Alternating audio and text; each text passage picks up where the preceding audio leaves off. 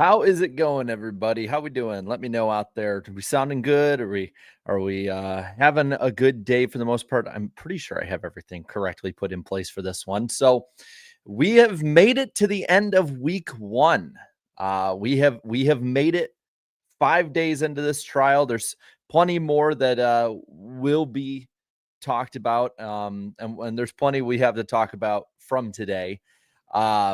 From the fact that we actually did hurry it up, it looks like. The fact that there are a lot of interesting little nuggets, maybe not many, major big, you know, bombs per se, but definitely today there was some interesting things to talk about. We have interesting things outside. We actually have NASCAR protesters, and like protester, I should say. I have a feeling we're going to have more next week with more time on this. But real quick, it is a very special day. Some of you have already seen her in here. How about a nice happy birthday to my wife, Riss, who is watching out in the other room right now.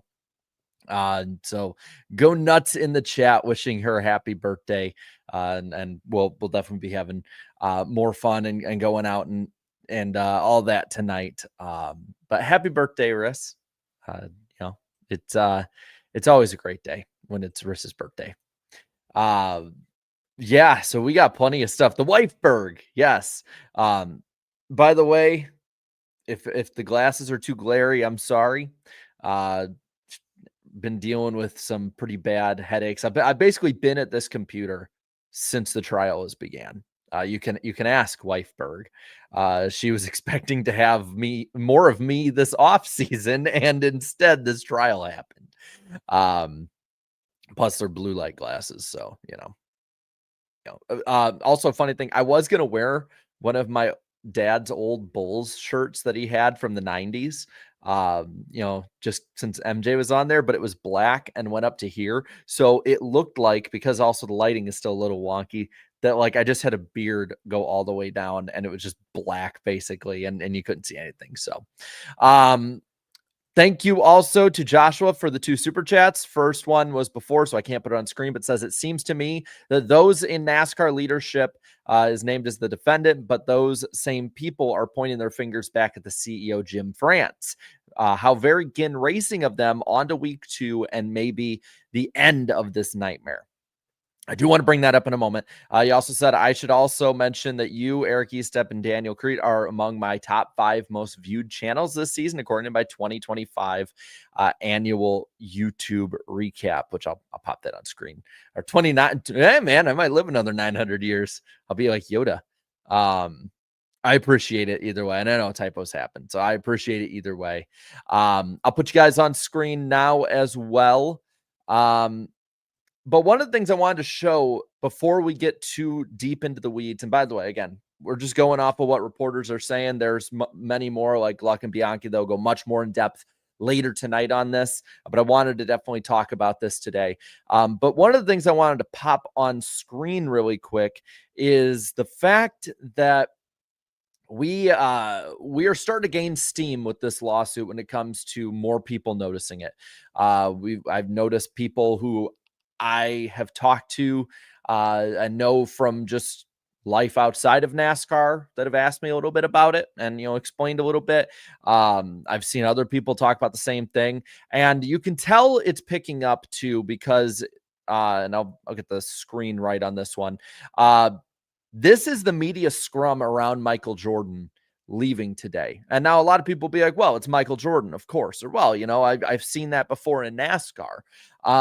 But this is a much bigger media scrum than we saw earlier on, when it was basically like the core dozen or so people, maybe more, that usually are there. There are plenty of people and news from local news. Shout out to Jeff Gluck. I think he has done a masterful job of covering this. We are Jeff Gluck fans on this channel. Jeff was on Sports Center today. Jordan Bianchi, his partner at the Athletic, was on CBS this morning, I think yesterday or the day before. There's more and more build up with this. So I want to give those shout outs again to those who are on the ground that are nailing this. But you might notice in this picture, there's a man holding a sign And Toby Christie and Jenna Fryer got closer pictures of him. And I wanted to pop these on screen again. We're going to read a lot of this stuff as they're tweeting it out. So I'll try and credit them as much as possible with this. But this one from Toby Christie, who this legend here has a sign, and these are other fans around him too. Our sport used to be great is what this fan is putting out there. By the way, if this person watches this channel, or like, if you recognize him, shoot me a DM. Like, I genuinely I want to know your thought process with this. Like, I'm not in a bad way either. Like, I think that this is really cool. It's not very often that you can catch NASCAR leadership on neutral ground and be able to actually voice your opinion. Because trust me, pretty sure if you came with picket signs or yelled, I say don't yell at them, but spoke your mind to a lot of NASCAR leadership at the track, it probably wouldn't end out as well for you. And then he also had another sign. So this picture here that's on screen was from Toby Christie. Next one here from Jenna Fryer says, "NASCAR, your fans deserve better."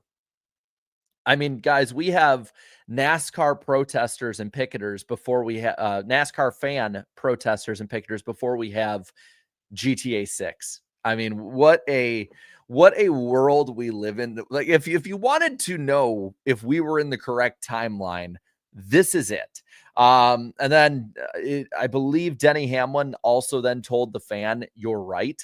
So Denny actually responded to this legend. I think it's an absolutely awesome power play for a fan, because what are they gonna do? I like this. We're doing make NASCAR great again in the chat. Oh, this is great, man. And you know what? I like it. It's not something that you're not going out there and being, insanely rude to the person or to the people that you want to talk about and talk to. I like that. I never thought in this day and age we're going to be talking about NASCAR protesting and people go and make NASCAR great again. I like that. This dude will forever be part of NASCAR lore. Like, seriously, when like in 10 years, when me or some other YouTuber makes a YouTube iceberg about NASCAR in the 2020s, this dude's going to be on it. Also, thank you, Carl, for the super chat. Says, on an off note, happy retirement to NHRA legend John Force. John Force is a legend. My grandpa is a huge John Force fan. Same with my uncle. My whole family loves John Force. I mean, how can you not? But let's not get too far into the weeds on this whole deal now. I'll pop you guys back on screen. And we're just going to try and get this as we go. So they talked to 4 different people today. We finished up with Steve O'Donnell. There were a few interesting parts here to that one as well. The judge basically had to clarify language that when they say growing the sport, it means making more money, which I find really, really, like I like hearing that as a fan, I should say.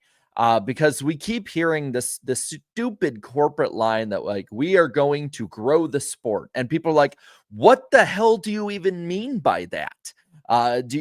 Because we hear grow the sport, and a lot of people are like, well, does it mean popularity of the sport? Like, what do you mean by that? Well, now we have at least a definition in this trial for that.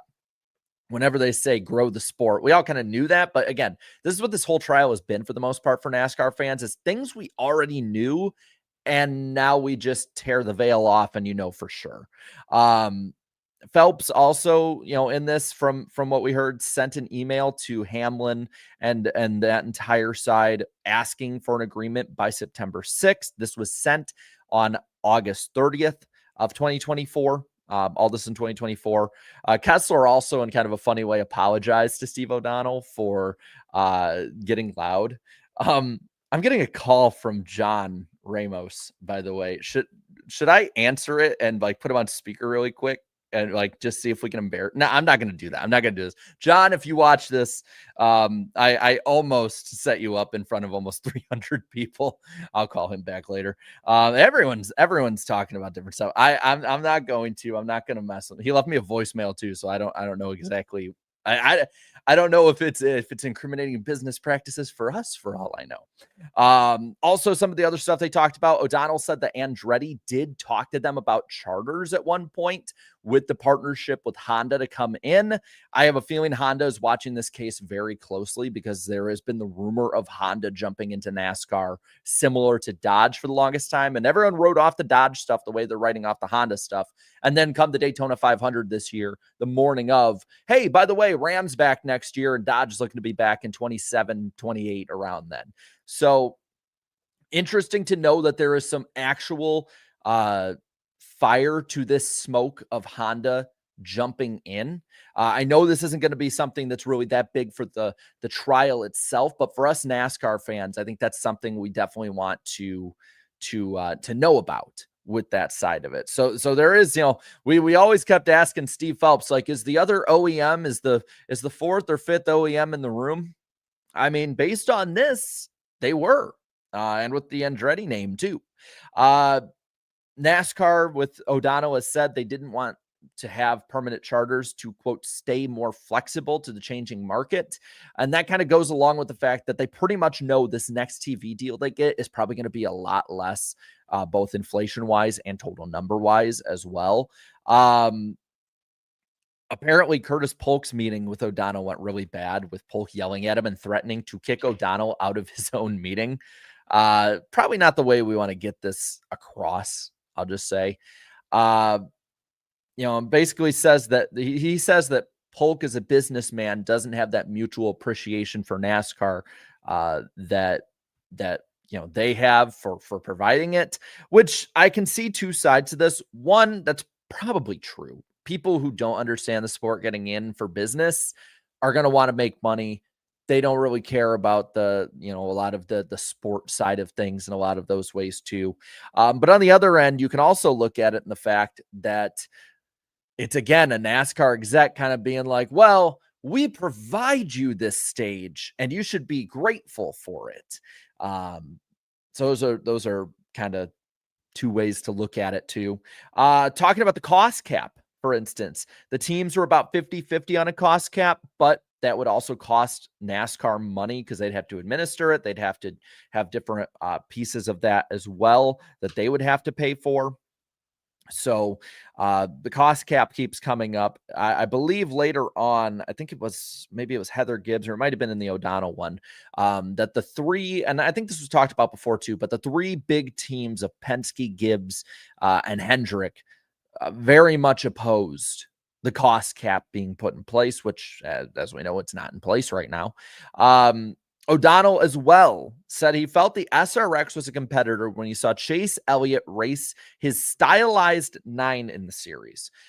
So I had to look back on this, just looking, just curious. I'm going to move you guys off screen for a moment while we pop this baby on screen.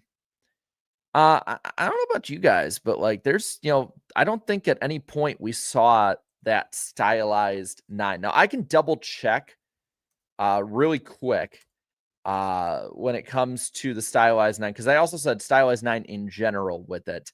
So I'll look it up just to see in case they put it on there, because this was the image going around, and they had a stylized 94.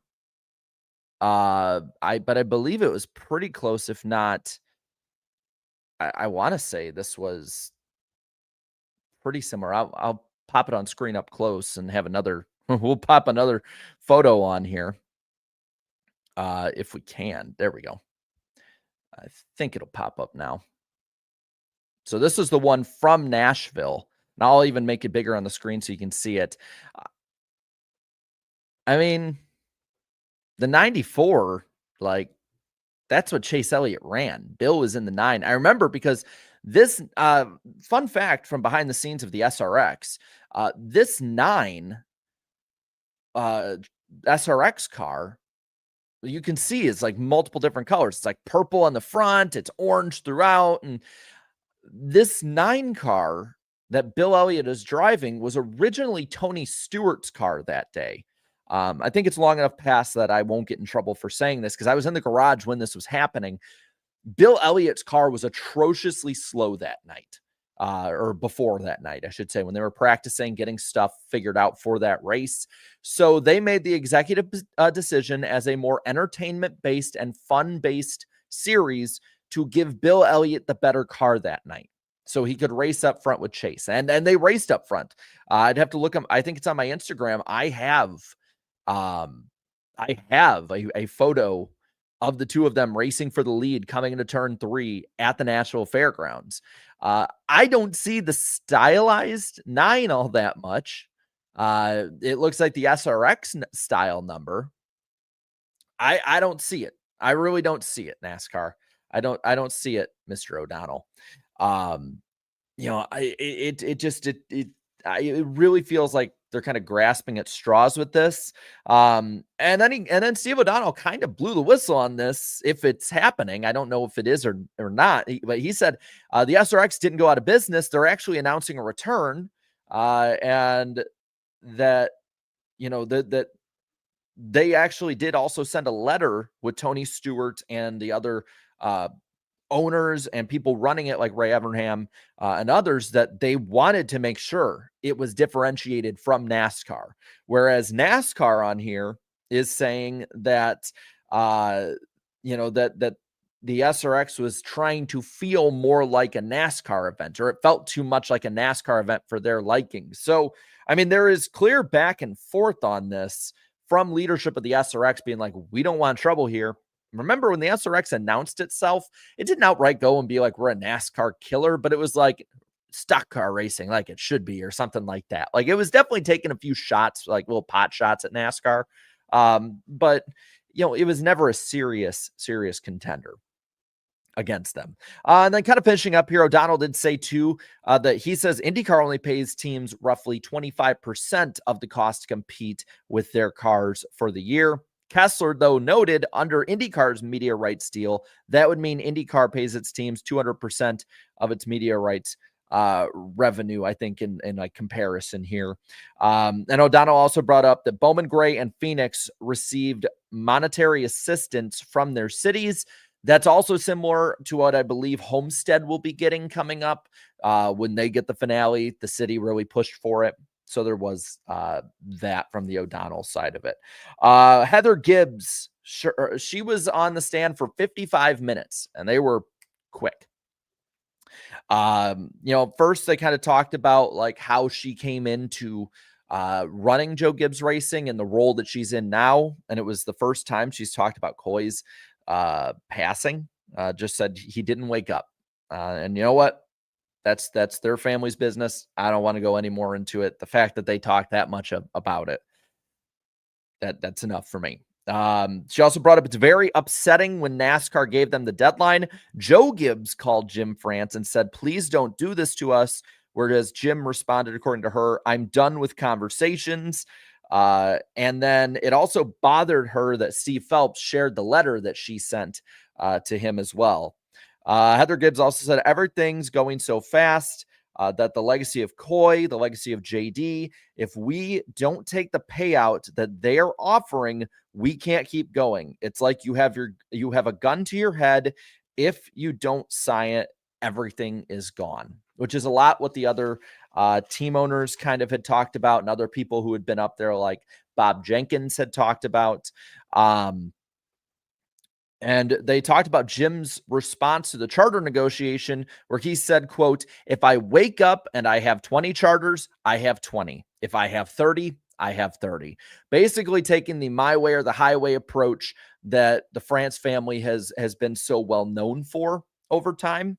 Now, again, it's important to note that when you have the context of the last couple of days too, this has been the MO of Jim France the whole time. Whereas people like O'Donnell have advocated a bit for the teams to get a fair deal. Phelps at times has offered olive branches. Ben Kennedy is open to a brand new business model altogether for the teams to make more money and do better when it comes to the financials of the business.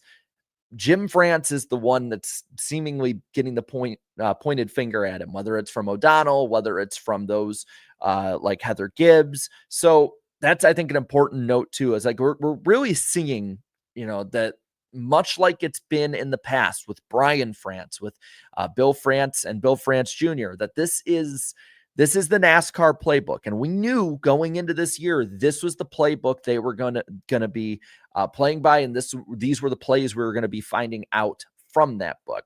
Heather Gibbs also brought up a few other things here. Permanent charters are absolutely vital and necessary for the team, so that what we built can't be taken away.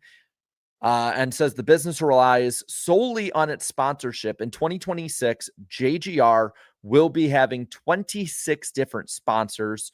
And then the last part they really brought up is the $5.8 million partnership. The fees that 2311 pays to them has made the team more profitable, but it's not every year since she became more involved with Joe Gibbs Racing during this arrangement. So, again, more right there. Kind of pointing towards, again, what we pretty much know about the Jim France side of it, where the teams stand. Michael Jordan went up on the stand. I have an assumption this is probably why we're seeing even more coverage today rather than the start of next week to try and build a story through the week. He talked about the desire for a partnership with NASCAR, basically that in the way that he worded it, that he would want the teams in NASCAR to work more in lockstep and rise and fall together, that he wants a model more like what the NBA has. And I mean, to be fair, looking at the team in the NBA that Michael Jordan, I don't know if he still owns, but I know he did own, they weren't exactly the greatest, and they still made plenty of money. So, I mean, why wouldn't they? And his NASCAR team is much better than the NBA side of it, ownership wise, at least. Also brought up that there's a lot of a fan side of things with MJ when it comes to NASCAR. He grew up in North Carolina, was a Cale Yarborough fan, says he never missed any race whenever they would show it on TV. Stuff you're assuming you're going to hear that stuff, and you're going to hear a lot of personal stuff from people that are on the team side and NASCAR side, or the people themselves, to try and humanize themselves more to the jury. Though, again, I have no idea how any of those people on that jury don't know who the hell Michael Jordan is. Another part of it, too, says buying 3 charters didn't mean that the deal was fair, according to MJ, that it was more of an investment for when it would be fair in his eyes. Says the charter agreement was not economical. No one from NASCAR would compromise. The partnership should be, if it grows, it grows. If not, we're all in the same boat with an equal hand. MJ then says someone had to step forward and challenge the fairness of these agreements. Kind of just saying, I am the chosen one. And then said that they said that MJ invested $35 to $40 million into the team and $28 million for that third charter they have, the one that Riley Herbst, I believe that is his, that he is driving under. Hamlin pitched it to him as another opportunity to win and compete for a championship. If Riley Herbst was the driver they were doing that with, Denny Hamlin should really go into sales, because he got a good sale on that one. Yeah, that I'm assuming that charter is going to at some point end up in being driven by a more competitive driver in the future. MJ also said, and they said that he was a majority owner, but he does not have a day-to-day role in the team. He's more of a fan. I feel like we kind of already knew this if you were following really closely, but that might be something at least to look at for the jurors, is that he is definitely the guy that's footing the bill for sure. And then MJ said that he does not want to discredit what the France family has done. He thinks, though, that the France family should share in the credit of what has been done, that the credit should also go to the teams, as the teams are the ones putting on the show each week on the racetrack, and they're the ones that are, for the most part, running in the red. Jonathan Marshall from the RTA, the executive of the RTA, was up as well. Again, this was probably the least interesting part of the whole thing, but still some interesting stuff for the NASCAR fan perspective of it. Said that there was a study they did between 2005 and 2020. Over 50 teams that started in the Daytona 500 have since went out of business. And he really spent a lot of time comparing the business models of NASCAR and other sports, mostly stick and ball sports. And I know we don't like the stick and ball references. I think the business model one, at least if you're able to draw some parallels because you are in that field, I get. But definitely, I think when they're talking about F1 and IndyCar, the comparisons are much more apt. But that's a lot of teams, man. And granted, some of these teams were like, that went out of business, or like the cup programs of certain teams, as I shake the entire table. Like Derek Cope back in the day, and his single car team, or Boris said, or like, Norm Benning had a cup team, I think all the way up to like 2009 that he'd run just for the Daytona 500, as well as the ones we talked about, the 11 teams we talked about yesterday that have since went under during the charter system. Dale Earnhardt Incorporated, I guess, they merged, but they basically went out of business. Ginn merged, basically went out of business. Some of them were just from stupid business decisions, just a crashing economy. That's really, I think, what before they kind of merged their assets, what did Yates in. But still, I mean, there's really no other sport you can compare to in American sports to the level that NASCAR and stick and ball sports are at, that has 50 teams roughly go out of business in a 15-year period from 05 to 2020, the peak of NASCAR to right before the pandemic. See, they also brought up the MLS. They have their teams, a lot of them are worth like 500 million or more, whereas a NASCAR charter is worth 40 to 45 million. NASCAR is more popular still than the MLS by a pretty good margin. They're both niche sports in the United States, sporting leagues, but still, the money that is in NASCAR right now for the charter side doesn't match at least the popularity. But a lot of that is because the business models are so different, because they have to be different in a lot of ways too. Another study showed NASCAR gets the most media revenue per viewer of any sport right now. Maybe some of that is we have less viewers, so it's easier to get more money per viewer. But the other side of that too is probably, when you look at the amount of races run compared to games in other series or sports, or races run in other series, says NASCAR has all of the great tracks accounted for as well. So you can't really run any major short tracks, super speedways, or ovals in this country if you want to be a competing series. They did take a real look at racing in Oman, which I believe is a Middle Eastern country. It's near like Saudi Arabia and Yemen. And the teams were looking into that. So again, we kind of get confirmation of things that had been rumored, or we had heard a little bit about, or pieces about. We're now getting confirmation of a lot of those. And while teams received 45% of the TV revenue in the 2025 agreement, the numbers are actually closer to 42.7 because of the fees that are deducted by NASCAR and paid in.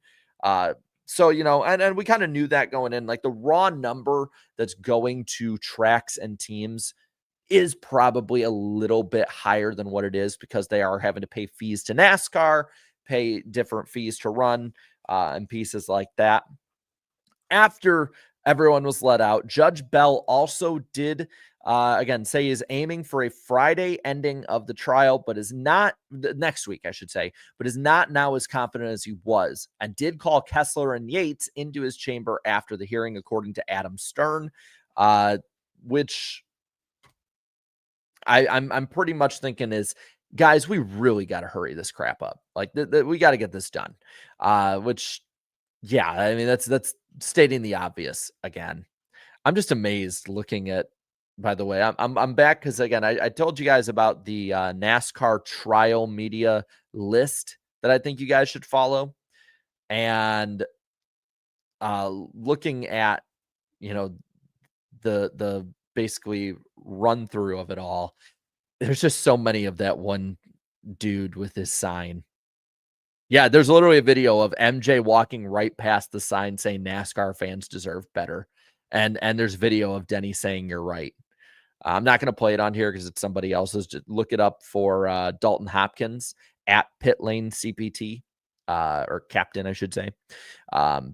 Peter Strada, who's been in the chat a lot during this. He also has video on there. Bob, like everyone has video, but definitely check these people out. They're nailing it so far. And then, yeah, there's it's a circus, man. There's fans that are waiting out there to see different people. Um, it's becoming more and more of a circus outside of it on top of like what we're finding out. I do like that they're hurrying it up though. We're gonna probably find out a lot more in quicker succession as this goes now, I think. Um, let's see. And yeah, ABC now is covering it. So you got a lot, you're starting to get the big guns covering it. Uh, I'm just surprised it took this long for it to happen. I'm surprised it took this long for with Michael Jordan's name connected for something like this to happen with so many big ones covering this. Let's see. I can't lie. Oman would probably be one of the oddest choices for a race, but they probably have that money, the sports washing money. That's probably what they're looking at. Good to see you. Elite says that fan is speaking for a lot of us. Yeah, he is. Honestly, he is. And I like it. Again, if that fan watches this channel, which again, it's probably a small chance, but if he watches it, I hope you know you're a legend. And like I would love to know even more like what it was like in person. I wouldn't be surprised if more people in the local area are more galvanized to show up. I'm not expecting like a giant, huge picket line by any means, but I'm definitely thinking there's going to be more people that are going to show up and speak their mind because this is your pretty much your chance. Like in NASCAR settings in the garage. Like I know that like one, media isn't going to because there has to be that level of professionalism regardless of what side you think of or take or any of that. But fans wise, I mean, are you going to cost yourself hundreds of dollars to get awesome access just to get kicked out because you basically wanted to speak your mind? This pretty good opportunity. Again, I will say if any of you guys go down there to say anything, be respectful, get your point across respectfully. It honestly, and I hate saying this, it probably won't matter to them because we've seen through this how Jim France is, but still, I can't fault people for talking about it like this. Let's see. Who is the GOAT of Top Fuel though? Let's see. Don Garlitz, 39 wins, 3 titles. Tony Schumacher, 88 wins, 8 titles.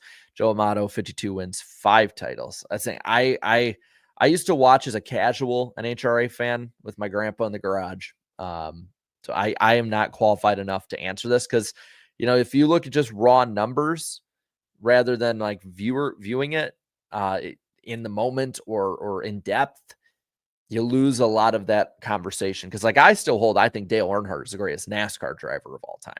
But the numbers would not, you put the win numbers next to Petty, Pearson, Gordon, Johnson, DW, Yarborough, Bobby Allison. Like it doesn't add up. Championships, how were the championships won? So I'm not going to go too far into that. I know it seems like a down the middle answer, but I just know from the NASCAR side of that kind of conversation, like it always pisses me off when we just use the numbers rather than also other factors around those times as well. Joshua, you're real generous. I appreciate it. Out with Ford, in with Honda next few years. I don't know if Ford's leaving. At least there hasn't been any major things about that. NASCAR doesn't have the rights to the number font. I think so. Let's see. And then there we go. You can at least mostly see me. I know this may seem unpopular, but I hope Ben Kennedy's proposed new business model means we don't have to have alternating paint schemes on a weekly basis. It's difficult to pick your driver out of the field today. I don't know if it'll have anything to do with that, but I think it would probably not. But I agree with you. I if we could have like back in the day how this was, where we had one paint scheme a year basically for your driver and then a couple special ones. One, it made the special ones better, but two, it made it easier to look for your driver during the season. So I agree with you on that one. Let's see. Here's hoping NASCAR as a sport ultimately opens up to genuine improvements. I hope so. Like that is the silver lining of silver linings we have to take out of all of this, man. We like if we can get some real positive changes and sustain these changes over time, that would be the best possible thing that we could get out of all of this. Twin Spinner says, "Did you hear the new Avenged Sevenfold song they just dropped? Is it Matt? Did they drop Magic today? I had heard about that a few weeks ago. A few of my friends that are Avenged fans had, more in the know, had told me. Did it? Let me know in the chat. Like, is that the one? Or is it like a different one? I believe was it for Call of Duty, right? Let's see. Oh yeah, okay. I'm listening to this tonight. Hell yeah, man. Even though M Shadow's voice is pretty damn like shot at this point, I can't wait to listen to it. So thanks for reminding me. I probably wouldn't have thought about it, and then I'd be like sitting up at like 2 a.m. having a beer and be like, oh hey, this is here. Some other news. I think there was some other news. I think Honeycutt was officially announced for this year with Tricon. Let's see. I I know that it can be hit or miss, but I'm looking through the subreddit right now to see if there's any major things. And you guys can let me know too. I think Rayom Brothers Racing is now Team Rayom.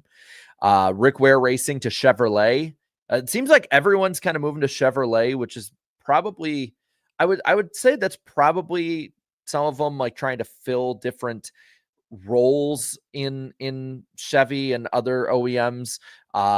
When there is that upcoming Dodge coming in at some point, and maybe Honda down the line.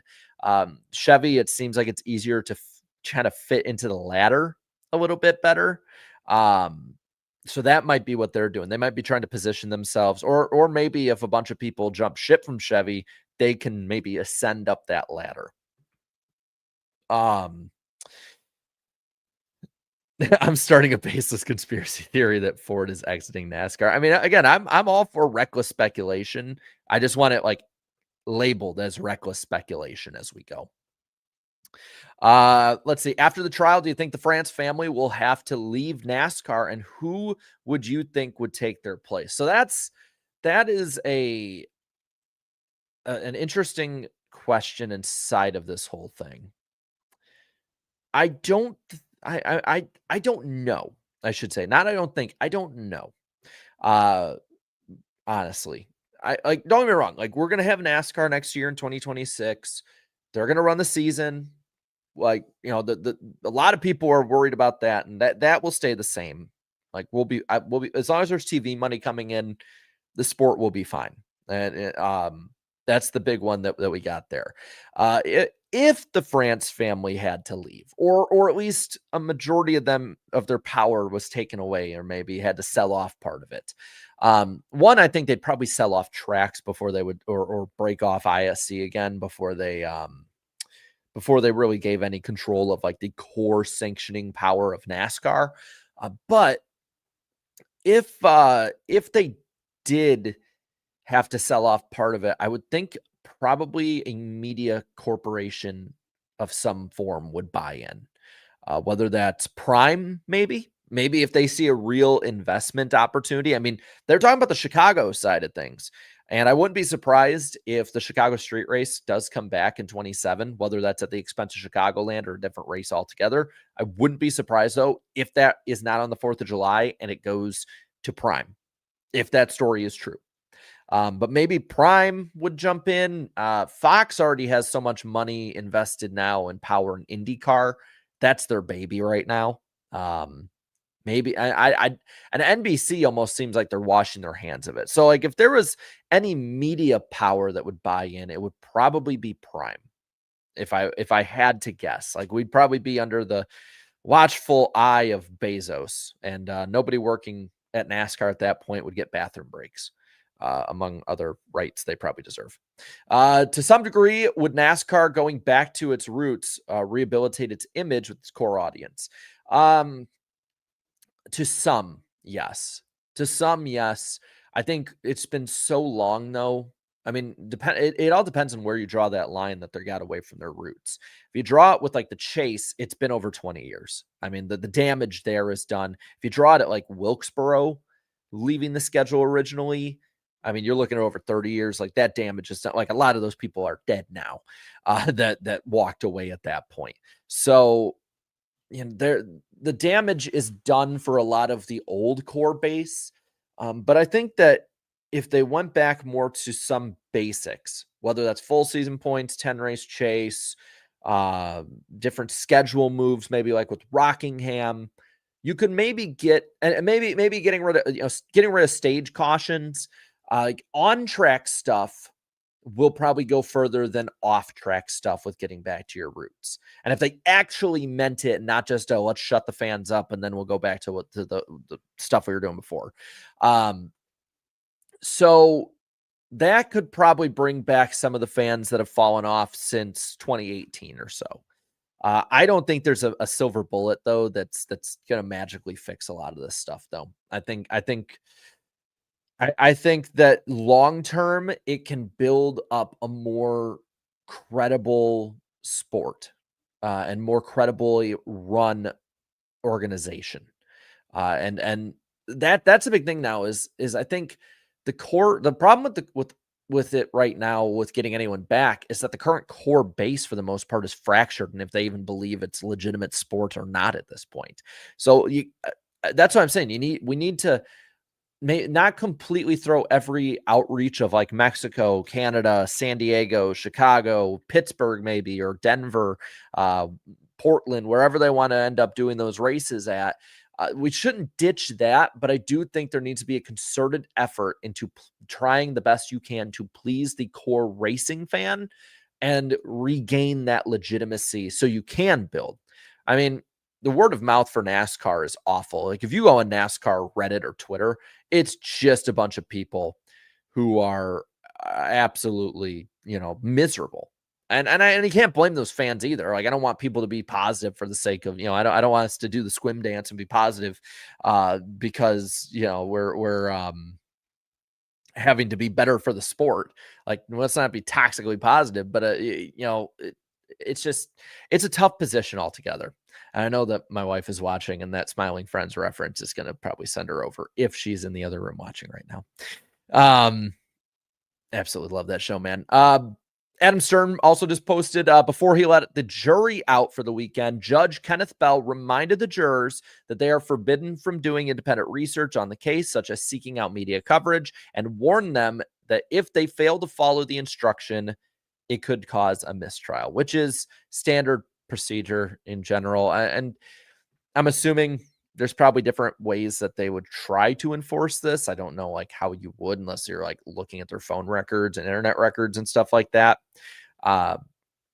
It's probably, again, next week, it's probably going to grow into a higher profile case. It's probably going to get more media coverage. Again, I'm amazed. I'm amazed with all of the stuff that's come out surrounding Michael Jordan, that it didn't really break the mainstream until today for a lot of it. Jurors aren't allowed access to the Dale Jr. download. That's pretty good. Let's see. If NASCAR doesn't go back to full season points, 2026 may be my last season. That says a lot for a fan for nearly 20 years because of cars. There's probably a lot of fans like that too, but there's probably a lot of fans in the playoff side too. I'm not saying it's one way or another is going to make anything better. I just want NASCAR to pick a lane. Like if we're going to go full entertainment still, like just own it at this point. Don't tease us with realistic change. If you're going to go more legitimate per se to the average fan, let's go all the way. Let's pick a lane. I don't want to be, this is one of those things I don't want to be down the middle on. I don't want to be down the middle. If we're going to go entertainment route, you might as well keep what we have now. Like if that's really the direction of the crapshoot you want to go, you might 334 isn't going to cut it for those fans or for the other fans. 10 race chase might cut it for more of that kind of real raw, consistency based, but full season is the way that they really want to go. And a lot of people I know are like, screw this, like it's 36 or nothing. So NASCAR's put themselves through this through rules, through all of it. They have put themselves through their own making in a really, really tough spot. And there's no one to blame but them. There's nobody to blame but them. Don't blame the fans. Like, I'm so sick of this blaming the fans bullshit. Let's stop blaming the fans for NASCAR's bad decision making, or at least rash decision making, if not bad. In his most recent video, Slap talked about the problem with manufacturers not fielding relevant cars. That could open up Buick returning. Maybe if they're interested in it. It depends on it depends on the direction that the auto industry in general is going. And the auto industry is swinging so far each way. And I'm not going to go any further into it other than to say that a lot of it has to do with the fact that America swings so many different ways. And states are so vastly different that a lot of times they have to hit whatever the most extreme standard is. It's why most automakers a lot of times will go towards a lot of the California laws, because those are the ones that are the furthest out there, and they want to try and reach every possible customer. And so that's just the thing, is like in 3 or 4 years, we might swing a whole different direction because of whatever the next administration in America is, as well as the international side of things too. Like, I'm not just saying that it's just America running everything on that, but it's just Slap is 100% right. And it's the part of the argument that, it is the hardest to fix, because if they want to go a direction that doesn't suit NASCAR has to go that direction. Like, if one day it just turned out like everything gas powered is banned, like NASCAR would have to go that direction. Like, they might be able to extend it longer, like they did with like leaded fuel back in the day, and other different changes that they had to make, and they could be slower on because they weren't on the road. But eventually they have to go the direction that the automakers go in. So, I mean, that's a great point. It is a great point. And Slap and I have talked about that before, long before he made that video, and he's been pretty passionate about it. I'm glad he made the video on it, because he put it into better words than I could have. But that's a great point. It is a really, really good point. Yeah. So, I mean, we'll talk more about all of this stuff going on for next week. People are really excited for the Snowball Derby, even though I believe it's raining, because shocker, it rains in Florida. It's going to be pretty wild. I'll say that it's going to be pretty wild. We'll do the same plan as this week, or this past week, what we did, and we'll roll from there. But I'm going to look at super chats, but if you guys have questions in the chat too, like, I'm going to try and keep an eye out, and we'll talk about everything possible that we can. Let's nail it before we jump on out for the weekend, and we enjoy our weekend away from NASCAR for a few days. Let's see. Darth Steve. How would you feel that if during stage cautions, pit road stayed closed? Seems like it could be something interesting to try.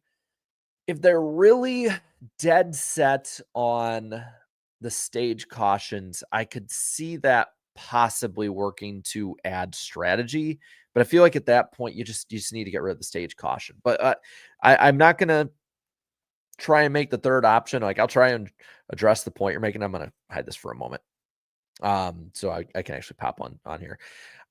I would not prefer it at all, but I could see NASCAR maybe trying to, again, this is NASCAR. Like, you could see it two ways. It's on one side, a lot of people are more positive on it, saying they're compromising. And on the other side, it's people saying they're just stuck going down the middle, trying to make everybody happy. And yeah, that's compromising, but it's like the more negative way is like compromising. That would be the way that they would try and go too far down the middle. I would not like it personally, because at that point, if we're going to throw the caution, we might as well run the caution like we normally do. I could see them trying it for a year, and then but I don't think it would end up working out very long.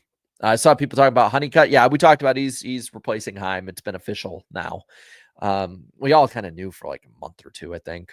It was a while. I'm all for removing the stage yellow. Keep the points.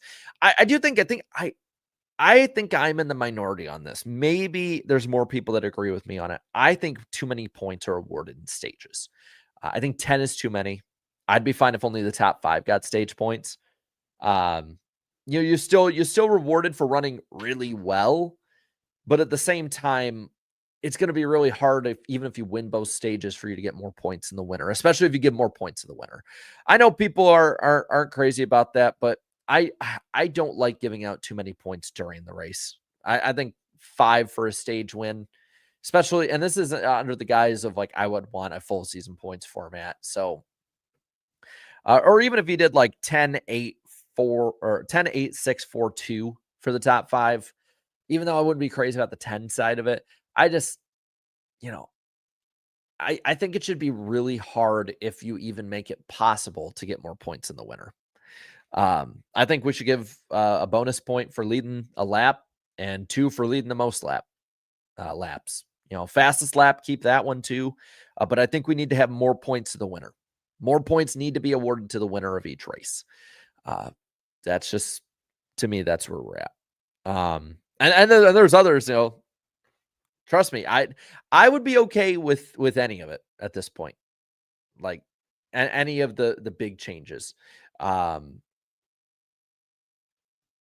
But it's just it's going to be interesting to see if NASCAR actually makes any big changes. I've heard from people that I've literally heard every side of the argument from people I know that know are more in the know than me. I've heard people say that 334 is the option, that 10 race chase, that 36 for a while, that they're keeping it completely the same. I don't know. I wish I did. If I did, I would try and let you know. That's for sure. But I think that's going to cover it today. Enjoy your weekend. Have plenty of fun. I'm going to go and help, or not help, go and celebrate Rissa's birthday. So everyone, again, give her a happy birthday. Well wishes and all of that. I appreciate all of you for sticking it out this week. Going to be really interesting. It's going to be really, really interesting. So thank you guys so much for coming out, and I'll see you next week. Later, guys.